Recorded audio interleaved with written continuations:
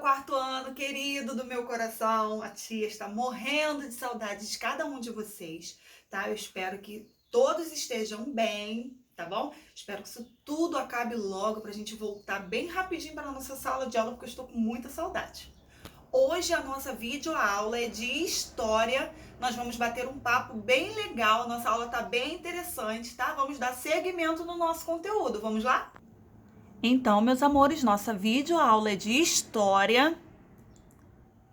Aquele esqueminha que a gente faz, pausa o vídeo, pega o seu livro de história, nós vamos conversar um pouquinho nas páginas 35 até 40. Após o nosso vídeo, temos um exercício nessas páginas e no nosso livro de reforço, tá bom? Não se esqueçam.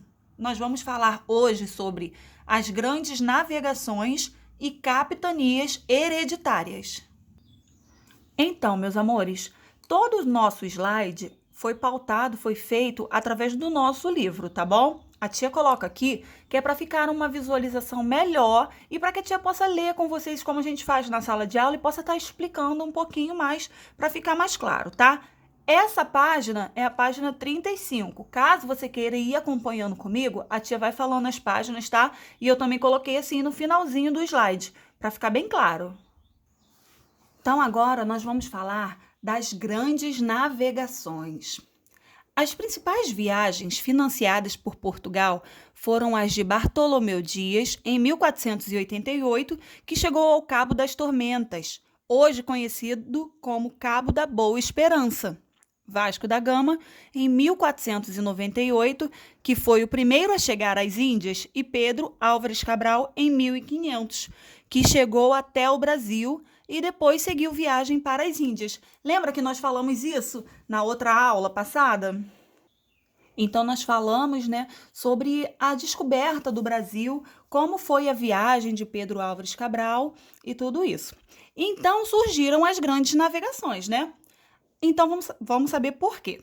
As grandes navegações começaram porque Portugal queria descobrir um novo caminho para o Oriente. Assim, teria como comprar seus produtos para comercializá-los na Europa. As rotas terrestres eram dominadas pelos italianos, o que forçou Portugal a procurar uma rota no mar. Caso desse certo, os portugueses teriam muito lucro com o comércio com as Índias, tá? Aí aqui nós temos as rotas, tá vendo? Temos essa imagem no livro, tá? Caso não esteja dando para ver muito bem. Aí nós temos as viagens de Cristóvão Colombo, em azul, e as viagens de Pedro Álvares Cabral, em vermelho. Tudo bem?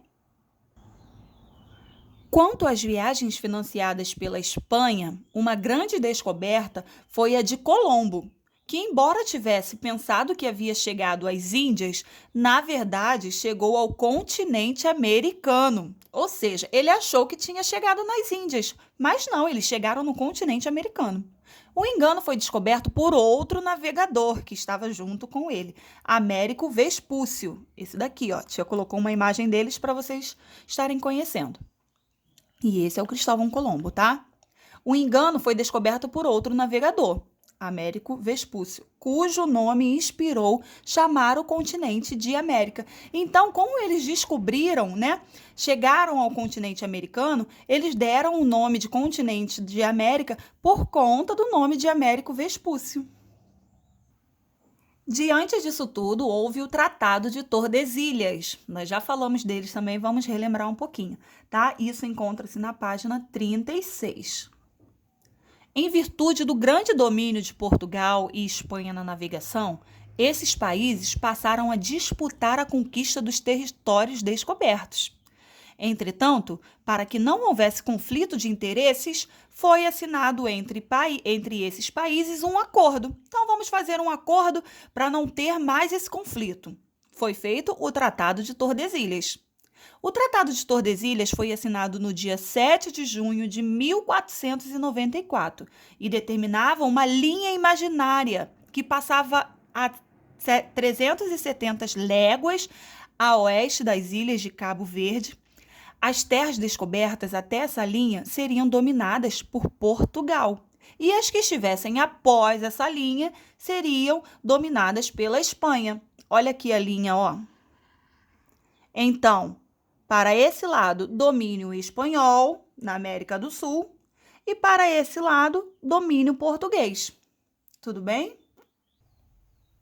Quando os portugueses chegaram às terras brasileiras, já se sabia que as terras ficariam sob o domínio de Portugal, porque encontravam-se antes da linha imaginária. Então, eles já sabiam desse Tratado de Tordesilhas, tá? Só que os outros países, como Inglaterra, Holanda e França, não reconheciam tal acordo e, por isso, não o respeitaram. Esses países passaram a ocupar e dominar as terras que Portugal e Espanha achavam que eram suas. Além disso, diante do Tratado de Tordesilhas, tá, meus amores?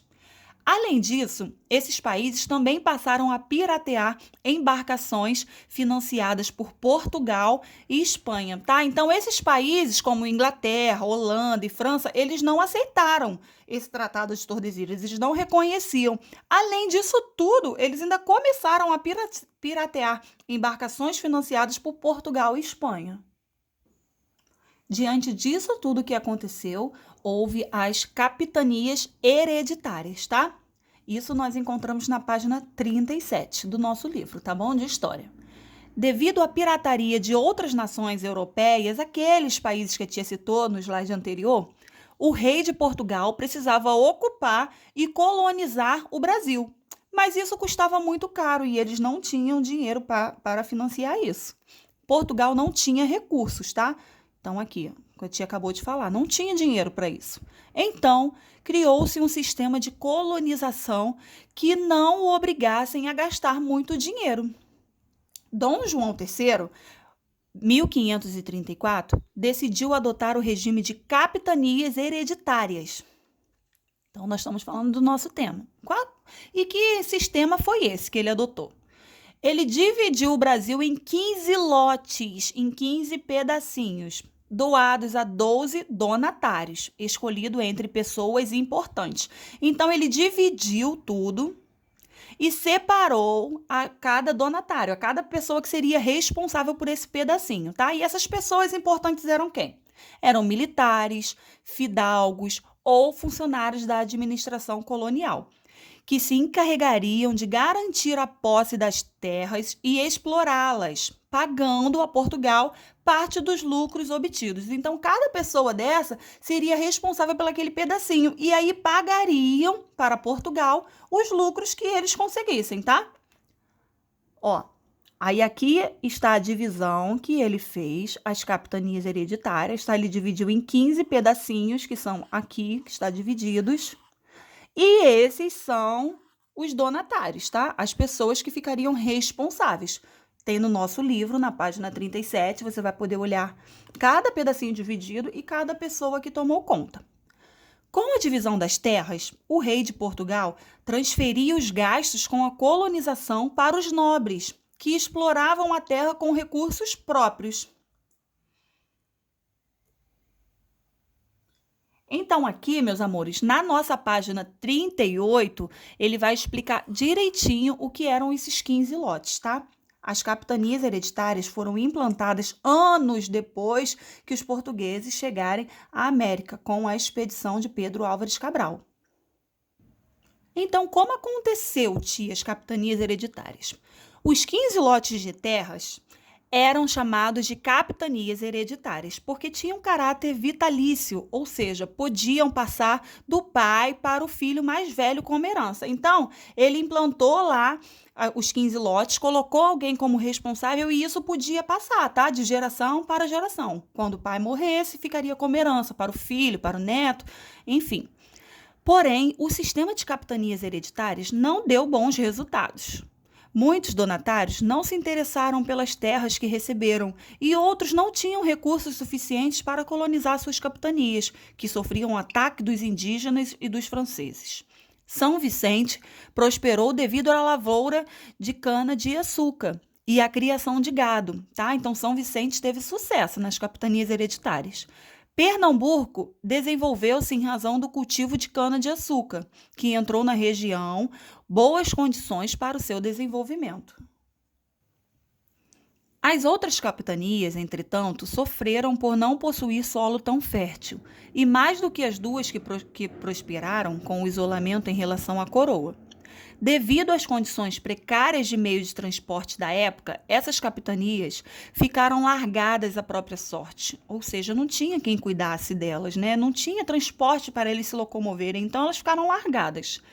Para se ter uma ideia, uma viagem da Bahia a Lisboa durava em média 2 meses. Imagina! Imagina, gente, quando vai para a escola, a gente não leva nem 1 hora, né? Pelo menos a tia que mora um pouquinho longe. Imagina você se transportar para um lugar e levar 2 meses para chegar a esse lugar. Muito longe, né? Tempo longo demais para solicitar qualquer ajuda.